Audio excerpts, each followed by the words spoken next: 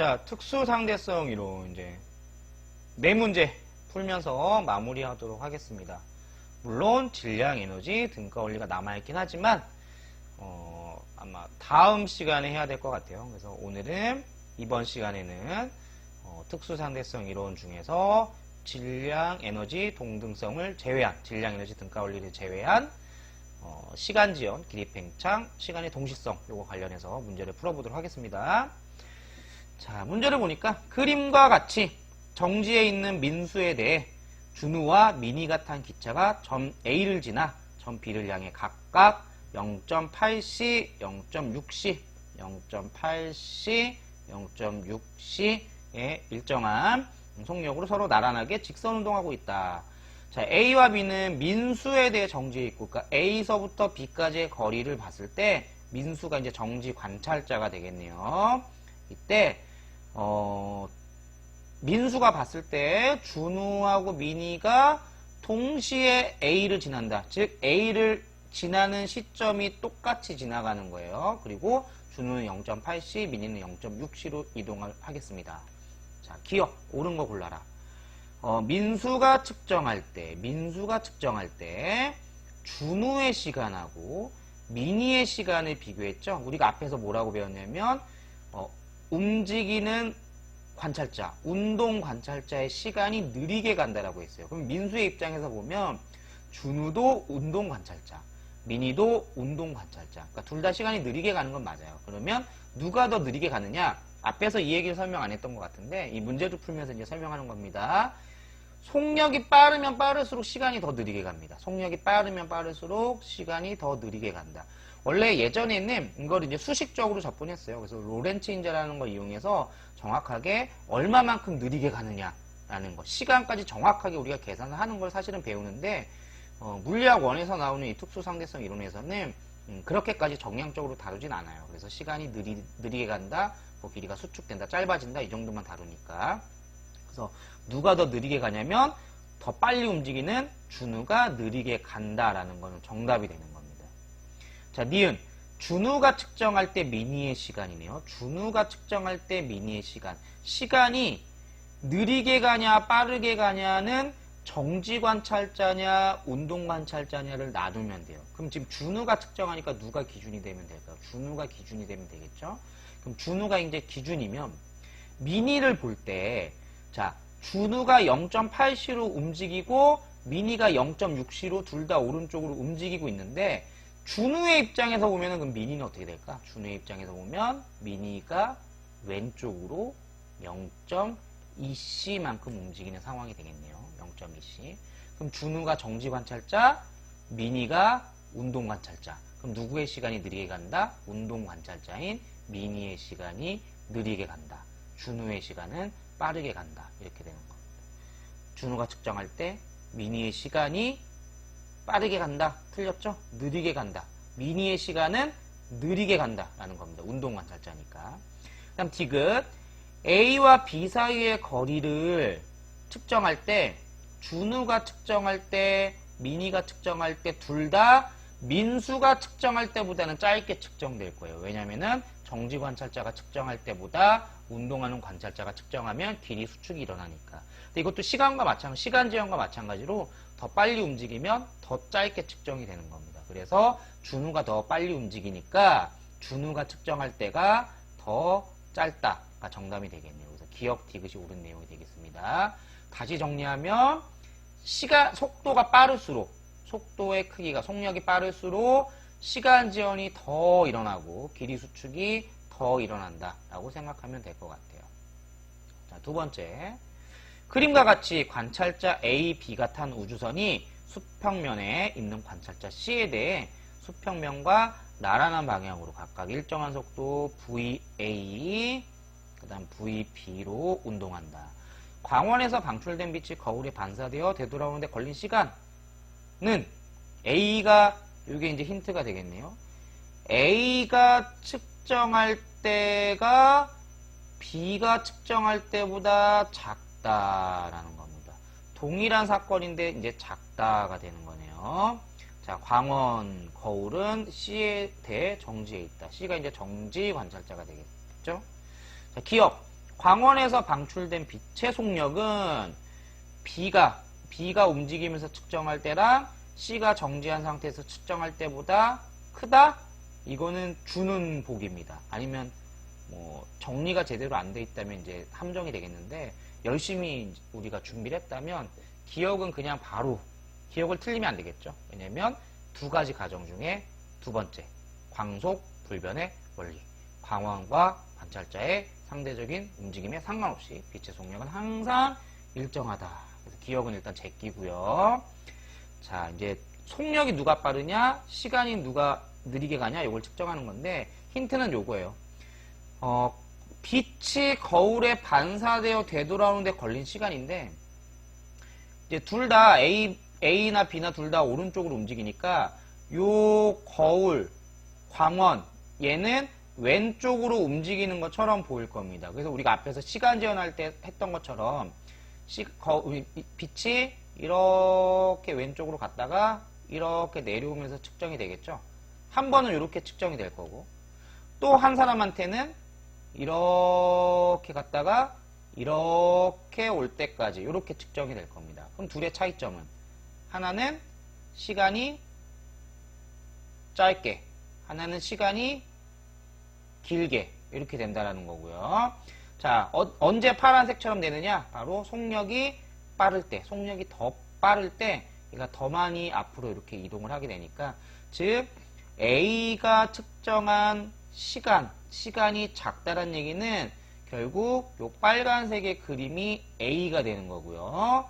자, 파란색의 그림이 B가 되는 겁니다. B. 그럼 결과적으로 누구의 속력이 빠르다라고 볼 수 있냐면 B의 속력이 빠르다라고 볼 수 있는 거예요. B의 속력이 빠르다. 자, 그러면 C가 측정할 때 누가 더 느리게 가느냐? 아까 앞에 문제에서 했었죠? 속력이 빠를수록 시간이 느리게 간다. B의 속력이 빠르니까 B의 시간이 느리게 간다라는 걸 알 수가 있습니다. 그래서 니은, 디귿 두 개가 정답이 되겠네요. 자, 17번 문제입니다.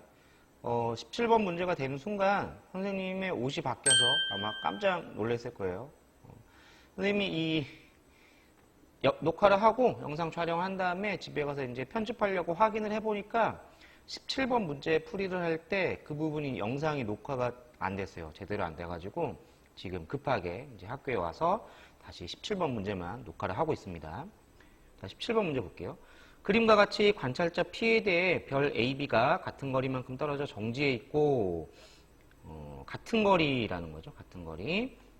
관찰자 Q가 탄 우주선이 0.9c의 속력으로 A에서 B를 향해 등속도 운동을 하고 있는데, 이때 P의 관성계에서 봤을 때 Q가 P를 스쳐 지나가는 순간 AB가 동시에 빛을 내며 폭발한다라고 했습니다. 자, 그러면 P의 관성계에서 보면 같은 거리만큼 떨어져 있는데, 빛의 이제 동시에 폭발했기 때문에 A와 B에서 빛의 속력은 이제 C 동일하게 되겠고, 같은 거리를 이동할 거니까 P에 동시에 도달하게 되겠죠. P에. 그래서 기억 보면 P의 관성계에서 A와 B가 폭발할 때 발생한 빛이 동시에 P에 도달한다. 기억은 맞는 내용이 되는 겁니다. 자, 그럼 이제 Q의 입장에서 볼 거예요. Q의 입장. 여기가 조금 이제 헷갈릴 수 있는데, 이제 Q의 입장에서 보면, 지금 Q가 기준이니까, Q의 입장에서 Q가 기준이니까, 본인이 정지했다고 생각하고, A와 P와 B가 같이 0.9c로 왼쪽으로 움직이는 것처럼 움직인다고 이제 생각을 합니다. 그래서 이제 A가 여기 온다면 P는 여기 와 있을 거고, B는 여기 와 있겠죠. 얘네가 전부 다 이렇게 0.9c로 움직이고 있는 상황입니다. 그리고 우리가 앞에서 살펴봤을 때 이제 두 가지, 하나는 동시성, 불일치, 또 하나는 시간 지연 설명할 때 어떠한 게 있었냐면, 하나는 이렇게 기차 안에서 여기서 이제 가운데서 불이 이렇게 빛이 양쪽으로 발사가 됐죠. 그러면 밖에 있는 사람이나 요 안에 있는 사람이나 요 빛이 여기서 동시에 발사한다는 거는 같은 상황이에요. 지금 같은 상황인데, 이 안에 있는 관찰자가 봤을 때, 밖에 있는 관찰자가 봤을 때 달라지는 사건은 여기 양쪽 벽에, 오른쪽과 앞뒤 벽에 동시에 도달하느냐, 아니면은 각각 따로따로 도달하느냐. 요게 이제 다른 점이었죠. 그럼 시간 지연에서도 마찬가지로 안에 있는 사람과 밖에 있는 사람이 봤을 때, 이렇게 빛이 요 아래에서 시작해서 위로 올라갔다가 다시 아래로 내려오는, 그러니까 출발 지점에서 위로 갔다가 다시 출발 지점으로 오는 것까지는 안에서 보나 밖에서 보나 똑같은 상황입니다. 똑같은 사건이에요. 근데 안에서 봤을 때는 위로 올라갔다가 아래로 내려오는 거고, 밖에서 봤을 때는 이제 기차와 함께 움직이니까 이렇게 대각선으로 갔다가 이렇게 대각선으로 오는 겁니다. 그래서 안에 있는 사람과 밖에 있는 사람이 봤을 때 같은 사건이 있고 이제 다르게 나타나는 사건이 있는데, 지금 이 문제 같은 경우는 지금 피해 관성계에서 봤을 때 A와 B가 동시에 번쩍이면서 동시에 도달을 했으니까 이 Q의 입장에서 본다면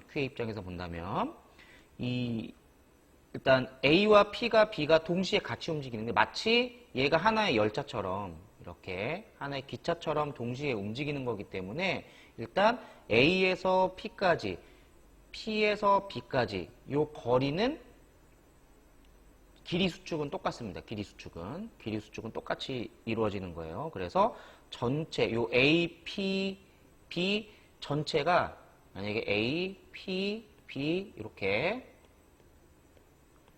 P의 관성계에서 본다면 이게 전체였다면 Q의 입장에서 본다면 A, P, B 이런 식으로 보인다는 거죠. 대신 요 길이와 요 길이는 같은 겁니다. 왜냐면 얘도 전부 다 0.9c로 같이 이제 진행을 하는 거기 때문에 속도가 같기 때문에 수축되는 정도가 같을 거예요. 그래서 디귿은 틀린 내용이 되는 겁니다. Q의 관성계에서 AP 사이 거리하고 BP 사이의 거리는 동일하다라는 거. 뭐 정확히 얼마일지 모르지만 동일하다라는 거고요. 문제는 D인데 얘가 이렇게 같은 거리, Q의 입장에서 봐서도 같은 거리이기 때문에 이 P에 도달하는, 그러니까 A에서 발생한 빛과 B에서 발생한 빛이 P에 동시에 도달하는 거는 같은 사건으로 보는 거예요. 그러니까 Q의 입장에서 보든 P의 입장에서 보든 A, B의 빛이 P에 동시에 도달하는 거는 같은 상황입니다. 같은 상황. 그런데 자, P의 입장에서 봤을 때는 A부터 P, B부터 P가 이제 움직이지 않기 때문에 같은 거리를 진행해야 되는 상황이기 때문에 동시에 도달한 걸로 이제 설명이 가능한 거고요. Q의 입장에서 본다면 우리가 앞에서 기차가 움직이는 상황이 되는 거죠. 기차가. 그래서 자, Q의 입장에서 그려보면 여기서 빛이 이렇게 올 거고, 그 다음에 여기서 빛이 이렇게 갈 건데, A, B. 얘가 이렇게 움직이니까, P를 보면, P도 이렇게 움직이게 되는 거예요. 지금 P도. A, B, P가 같이. 근데 여기서 만약에 이제 빛이 번쩍 했다면, P가 점점 왼쪽으로 움직이기 때문에, 실질적으로 A에서 발사된 빛이 P를 향하게 될 때는 요만큼의 이제 거리를 이동하게 되는 거고요. 그 다음에 B의 빛이 발사된 후에 B는 움직이겠죠? A, P 마찬가지로 같이 얘가 동시에 진행할 테지만 빛은 여기서 일단 발사됐기 때문에, 그래서 빛이 쭉 발사되고 P가 왼쪽으로 지금 쭉 빛을 P에서 이동을 하게 되는 상황이니까 B에서 발사된 빛은 P까지 가는 동안 조금 더, 그러니까 A, B, P가 움직인 만큼 조금 더 진행해서 P에 도달하게 될 거예요. 그럼 결과적으로 A에서 발사된 빛이 P에 도달할 때까지 요 이동거리하고, 그러니까 디귿에서 물어보는 거는 조금 다른 개념이죠. 디귿에서는. 왜냐면 A, B, P가 움직이기 때문에. 그래서 B에서 P까지 가는 동안 이동한 거리하고는 차이가 생기게 됩니다. 왜냐면 동시에 도달을 해야 되니까 얘는 차이가 생기게 되고, 그래서 동시에 도달하려면 얘는 짧은 거리이고 얘는 긴 거리를 이동해야 되기 때문에 B에서 먼저 출발해야 돼요. 빛이. 그래서 B에서 번쩍, 그 다음에 나중에 A에서 번쩍. 그래서 폭발하는 순서가 B에서 먼저 폭발을 해야 되고 A에서 폭발을 하게 되는 상황입니다. 예를 들면 이렇게 보면 될 것 같아요. 그러니까 약간 지금 우리가 앞에서 예시 들었던 내용과 조금 상황이 좀 달라서 그러니까 요거와 비슷하게 생각하면 될 것 같아요. 네, 이렇게 우리가 밖에서 봤을 때 여기서 빛이 번쩍하면 얘가 이렇게 움직이는데 이 기차가 오른쪽으로 움직인다면 여기 있는 부분은 조금 앞으로 이렇게 진행할 거고 여기 있는 부분은 조금 이렇게 뒤로 진행하게 되겠죠. 그래서 여기가 먼저 도달하고 여기가 나중에 도달하는 거는 이제 하나의 빛이 번쩍할 때고 지금 얘 같은 상황은 자, 그림을 지금 그려보면 좀 지우고 그려볼까요? 지우고 자 여기서 이제 빛이 A와 B에서 빛이 번쩍할 텐데 이때 번쩍하고 나서 P가 일로 움직일 거고 A도 여기까지 움직일 거고 B도 여기까지 움직이겠죠. 그러면 여기서 번쩍했으니까 여기서부터 이제 출발할 거고 B도 여기서 번쩍했으니까 여기서부터 출발하겠죠. 그럼 실질적으로 A에서 번쩍한 빛이 P가 일로 왔으니까 A는 일로 갔고 B는 일로 갔고 그럼 P에 도달하려면 요만큼만 도달하면 돼요. 요만큼만. 그리고 B가 번쩍한 다음에 B와 P가 A 같이 멀어지고 있으니까 여기서 이만큼까지 가야 되는 상황이에요. 근데 P에 동시에 도달해야 됩니다. Q가 봤을 때도 P에 동시에 도달해야 되니까 얘는 요만큼 이동하고 얘는 요만큼 이동하는데 동시에 도달하려면 얘가 더 빨리 출발했었어야 되는 거죠. 얘가 조금 더 빨리 얘가 출발하고 그 다음 얘가 출발. 그래서 동시에 도달. 그래서 B가 먼저 폭발하게 되는 상황이 되는 겁니다. 그래서 기억, 니은이 정답이 되겠어요. 문제 7번입니다. 그림과 같이 지표면에 정지해 있는 관찰자가 측정할 때 지표면으로부터 높이 h인 곳에서 뮤온 AB가 생성되어 각각 연직 방향의 일정한 속도 0.88c, 0.99c로 지표면을 향해 움직인다. 자, A, B 중 하나는 지표면에 도달하는 순간 붕괴하고 다른 하나는 지표면에 도달하기 전에, 그러니까 오기 전에 붕괴한다. 자, 정지 상태의 뮤온이 생성된 순간부터 붕괴하는 순간까지 걸린 시간, 즉 수명이라고 할 수 있겠죠. 이런 걸 뮤온의 수명. 자, 근데 이게 누구의 입장에서냐면 정지한 상태의 뮤온 입장이에요. 정지한 상태의 뮤온. 그러니까 얘가 뮤온이 만약에 움직이면 뮤온과 같이 움직이는 사람의 입장. 즉 뮤온이 정지하고 있다라고 생각했을 때 입장. 하지만 이 관찰자는 뮤온이 이제 움직이고 있는 상황인 거죠. 그래서 이 T0라고 하는 거는 누가 측정한 시간이냐면 이 정지한 관찰자가 측정한 시간이 아닌 뮤온이 정지하고 있다라고 생각하는 관찰자이기 때문에 예를 들어 요 A 뮤온의 수명은 요 A와 같은 0.88c로 움직이는 사람이 보면 뮤온이 정지하고 있는 거죠.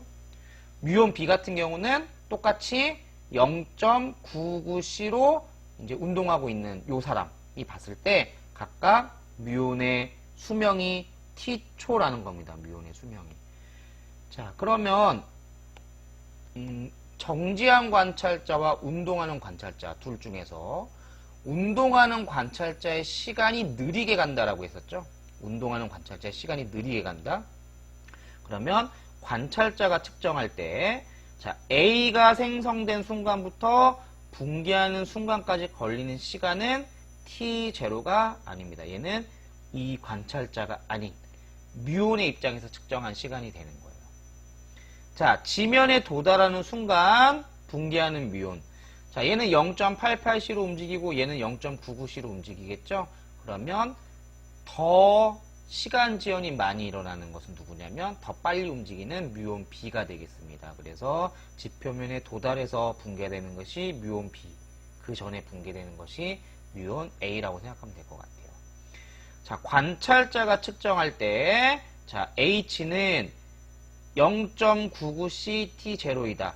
자, 일단 요 h가 지표면까지 도달해야 되고, 이 지표면까지 도달해야 되는 뮤온은 속력이 빠른 뮤온 B이기 때문에 0.99c의 속력을 갖는데, 이때 여기서부터 여기까지 걸린 시간을 이 속력 곱해주면 그 높이가 h가 되겠죠. 근데 아까 요 t0라고 하는 거는 누구의 시간이냐면 뮤온이 측정한 시간이에요. 뮤온의 시간. 관찰자가 측정한 시간이 아닙니다. 그래서 관찰자가 측정한 시간이 아니기 때문에 디귿도 틀리게 되는 거예요. 디귿도. 실제로 뮤온이라는 입자는 실제 존재하는 입자고요.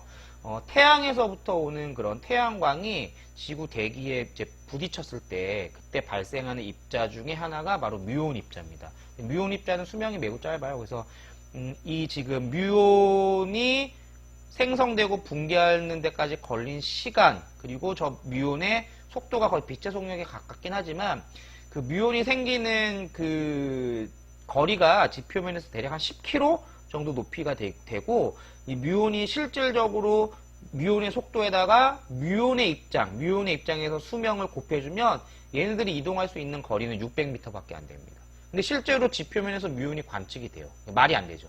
그러니까 600m 이동하면 죽어야 되는데, 사라져야 되는데 10km나 되는 지표면에서 관측이 된다라는 거예요. 그럼 이걸 어떻게 설명할 수 있느냐? 바로 지표면에 서 있는 사람의 입장에서는 움직이는 이 뮤온의 시간이 어떻게 간다? 느리게 간다. 그러니까 뮤온의 입장에서는 t0이지만 이 관찰자가 봤을 때는 뮤온은 수명이 t0보다 더 느리게 t초까지. 그러니까 만약에 얘가 뮤온의 입장에서는 똑딱 하고 죽는다면 이 똑딱의 시간이 늘어져서 똑딱 이렇게 수명이 되고 바닥까지 도달할 수 있다는 거고요. 뮤온의 입장에서 본다면 시간이 t0, 수명이 짧지만 이 지표면의 길이, 지표면의 높이, 여기가 실제로는 10km지만 뮤온의 입장에서 보면 이게 길이가 짧게 측정된다는 거예요. 그래서 뮤온이, 이건 관찰자가 봤을 때 요 길이가 되는 거고, 뮤온의 입장에서 본다면 길이가 요거밖에 안 되는 거죠. 600m 정도밖에. 그래서 뮤온의 입장에서 얘기를 한다면, 아, 내가 수명은 짧지만 내가 이동하는 길이가 짧으니까 바닥에 도달할 수 있다라고 이제 얘기를 할 수 있는 거고, 관찰자 입장에서 본다면 길이가 매우 높이가 매우 높지만 뮤온의 수명이 이제 길게 시간이 지연이 일어나기 때문에 그 시간 지연에 의해서 여기 아래까지 도달할 수 있다라는 겁니다. 자, 이렇게 우리가 문제를 풀어봤는데요. 뭐 어렵게 생각하면 어려울 수도 있고 쉽게 생각하면 쉬울 수도 있습니다. 그래서 이 특수상대성 이론은 낼 만한 문제가 뻔해요. 근데 항상 여기 보면 수능에서 보면 배점이 3점짜리더라고요. 이제 개념을 이용해서 해결하는 문제인데, 그래서 이 특수상대성 이론 같은 경우는 몇 번의 문제를 해결하다 보면 이 문제 파악하는 데 조금 시간이 단축될 거예요. 그리고 항상 기억해야 될 게 정지관찰자와 운동관찰자를 여러분들이 먼저 구분을 하고, 운동관찰자가 측정한 시간, 운동관찰자의 시간이 느리게 간다라는 거하고, 운동관찰자가 측정한 거리가 짧게 길이 수축이 일어난다라는 것만 기억한다면 그렇게 어렵지 않게 모의고사에서 또는 수능에서 3점을 획득할 수가 있을 겁니다. 자, 그러면 특수상대성 이론을 이렇게 마치도록 할 거고요. 제일 처음에 시작했던 것처럼 이해하려고 하지 말고 그냥 받아들이세요. 그냥 이렇게 여기 이 특수상대성 이론을 그냥 내가 듣고 그런가 보다 라고 생각을 하면 될 것 같습니다. 이 부분은 여러 번 읽어보고 여러 번 이제 반복해서 읽어보고 그 다음에 여러 번 문제를 풀다 보면 자연스럽게 쉽게 느껴질 겁니다. 자, 수고하셨고요. 그럼 다음에 볼 수 있도록 합시다. 다음에 볼게요.